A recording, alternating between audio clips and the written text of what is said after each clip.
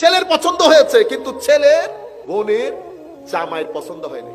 মাঝে মধ্যে ইচ্ছে করে দূরে কোথাও চলে যায়। বেটা, গাইরতের একটা সীমা থাকে, বেগাইরত।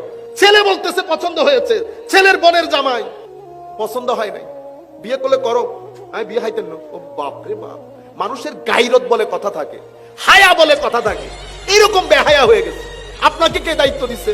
আপনি যে পছন্দ অপছন্দের কথা বলতেছেন, বেটা এটা শরীয়তের মধ্যে হারাম। তো আপনি কে পছন্দ অপছন্দ করা? মোস্টলি মেয়ের মা বাবা যায়, ভাই বোন নো এন্ট্রি। বুঝতে পেরেছেন? শুরুর দিন থেকে। এরপরে আপনারা 2-3 মাইক্রো গিয়ে হোটেলের মধ্যে দেখে বিসমিল্লাহ করে জানাই দিয়েছেন মেয়ে পছন্দ হয় নাই। এই মেয়ে মানসিক ভাবে ভেঙে পড়ছে না? আমারও তো বোন আছে, আমারও মেয়ে আছে, তো মেয়ের বদদুয়া যাবে না? ছেলে বলতেছে হুজুর 50টার মতো দেখে বলছি বিয়ে হয় নাই। আমি বলছি নিশ্চয়ই কোনো না কোনো মেয়ের বদদুয়া লেগেছে বেটা।